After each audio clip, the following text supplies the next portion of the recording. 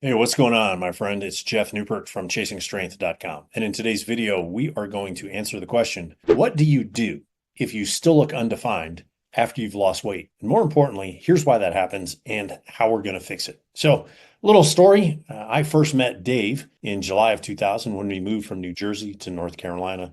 And I started personal training at a local health and fitness center after doing 4 years as a strength and conditioning coach at Rutgers University. And Dave was an executive who lost about 40 pounds over the previous 18 months. And Dave was the model of diligence. He showed up at the gym. This was an upscale health and fitness center, not a gym. He showed up at the health and fitness center every day and immediately after work, got changed and did between 60 and 90 minutes of cardio, usually the elliptical, he said, because it didn't hurt his knees. And when he'd finished, he'd do a machine circuit and abs, 100 reps, because that's how many reps you're supposed to do for abs, right? 100. And he used the old ab roller. Not sure if you remember that thing, but it was basically you lie down, you put your head in a cradle, and it's got a handle here, and you put your hand on the handle, and you do this, and it helps you crunch up. Okay, right? So it's kind of doing the work for you. So even though Dave was proud of his accomplishments, and you know what? He should have been. 40 pounds is nothing to sneeze at. He would ask me repeatedly, how do you get rid of this fat roll that he still had around his middle so that he could actually see his abs? So repeatedly, we had a conversation about what he'd eaten, right? And so typically, this is what he said. He skipped breakfast, he ate a small salad for lunch, and then he had a low-fat,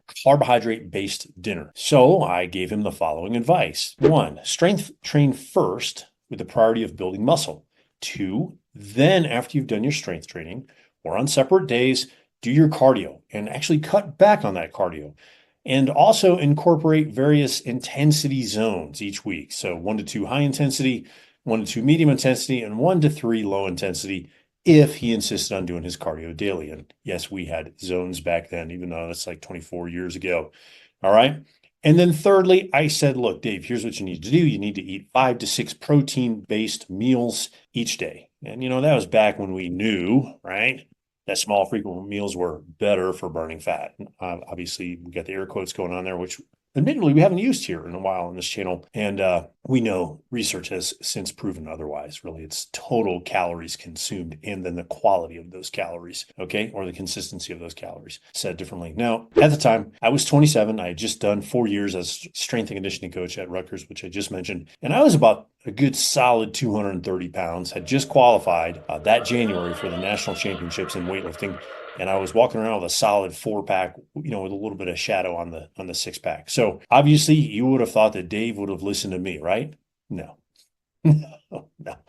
No, why not? Because Dave kept doing the thing that made him successful at losing those 40 pounds. And for the next 9 months or so, while I trained at that gym, you know what happened to Dave? Nothing. Nothing happened to Dave. He never changed his appearance. He was still soft and skinny fat with small, undefined arms and legs, a pudgy middle, and some man boobs. Okay? Now, what's this have to do with you? If you're struggling to lose weight or body fat and not seeing any definition, hopefully you saw some of the reasons why in Dave's story, and you now know some of the things you should do, right, based on what I told Dave. But in case you didn't, let's keep going, all right? Now, one of the biggest stumbling blocks for people that I've seen is that they consistently and routinely think that they've tried everything. Okay, so tried everything in air quotes. But the truth is they haven't. So here is a super simple formula you can use that works practically every time for practically everyone who uses it. Okay, we're going to flash it up here on the screen. Okay, it's MHW plus EHR plus MP equals Lemmy, or LMMY, as in let me get a new 6-pack. Okay, or something like that. Let me have my 6-pack abs. All right. So, see, I'm kind of speaking tongue in cheek there. But back to the matter at hand. You notice that I said practically everyone. And now, the reason I say practically everyone is the FTC and the SEC and probably the FDA and the AMA and all these 3-letter agencies say that I cannot say that this will work 100% for everybody all times in all places because I don't have that data and we're all unique snowflakes. Okay. So there's a good chance that, or a chance that it may not work for us or you. Okay. So with that in mind, let's unpack this little formula. So MHW, what does MHW stand for? It stands for moderately heavy weights. Now there's a sweet spot for building muscle that's as strong as it looks. Okay. And it's approximately 70 to 90% of your 1 repetition maximum. And also most of your weights that you're going to use in that zone are going to be around 75%, maybe trending towards 80%. Now your reps, where should they be? They should be between 3 and 7 reps per set, typically. Although they can go a little higher up to 9 or 10 right? In some cases. And if you've seen any of my programs, I like using repetition maximums. Okay. So if you're going to use repetition maximums, okay, that 70 to 90%, all right, or that 75% sweet spot, or the average percentage that you're going to use, that's right around a 10 rep max or 10 RM. And again, I say right around because there's some wiggle room there based on fiber type. So that range could be 8 to 12 reps or 8 to 12 RM. Okay, now let's keep going. EHR, what does EHR stand for? It stands for elevated heart rate. Now, what I'm not talking about is the throbbing in your ears elevated heart rate. Okay, I'm sure you felt that, where you can literally feel your pulse in your ears. And if it's going really high, you can see it, right? You can feel the pressure in your eyes, and you can literally see your pulse, your heart rate beating in the tops of your eyes. That's not what I'm talking about. Okay, what I am talking about is a noticeably elevated heart rate, right? And the reason the reason we want that, is because that creates what's called oxygen debt, and that forces your body to burn extra calories. MP, what does the MP stand for? It stands for mild pump. Okay, now the pump isn't something I normally discuss. I leave that to the realm of what I call pure bodybuilding, but a slight or mild pump, the congestion, so to speak, of blood pooling in your muscles, that actually helps build some muscle and burn fat due to the buildup of metabolites.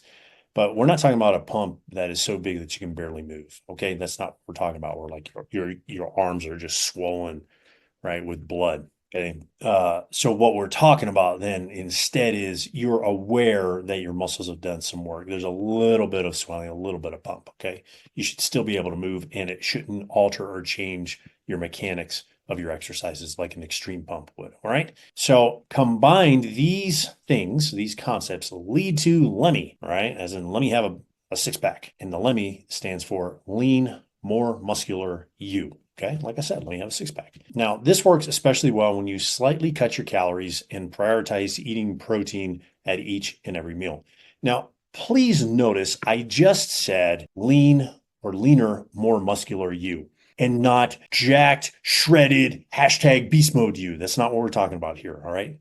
And that's because the latter requires much more attention to detail than most guys our age want to engage, okay? So this all sounds well and good, but how well does it really work, right? What proof or evidence can you offer, Jeff, right? This sounds good in theory, but I might be a little concerned to believe it because it does sound too good to be true. So let me tell you a story about Mark. 5 years after I met Dave, Mark, my financial planner at the time, started training with me. He was about 6'1" and 240 pounds, and his face was as round and as red as a tomato. By simply showing up and training with me, using the above formula that I stated right in this video, and eating what I told him to, which was a protein-based diet, just like I told you to do in this video, Mark dropped 40 pounds in 12 weeks and got down to an even 200 pounds. Now, one of Mark's favorite things to do was flexing his newly muscled up arms, his guns, right? And Mark and I actually continued to train together until I moved to Colorado in 2013, and he got down to 185 pounds, roughly. So think about that, 240 to 185. My math's not super great, but I think that's about 55 pounds of body fat, and probably more because he grew some muscle in the process. And the last time we spoke, which is about 2 years ago, he was still holding steady at the same weight, and he was still proud of his biceps. I had messaged him because he popped up into my Facebook feed and was at the beach with his shirt off as a lean, trim, right? Not beast mode, but lean, trim, 50-something-year-old man. So give that little formula a shot to look more defined as you lose body fat and see how it works for you. Right. Alternatively, you can use one of the following programs in the description below this video, where the actual specifics of that formula are built for you, so you don't have to try and figure it out yourself, right? So if that appeals to you, check those out. In the meantime, if you found this video helpful, click the like button, smash the subscribe button if you haven't already, share it with a friend, and leave me a comment in the comment section below. Until next time, my friend, stay strong.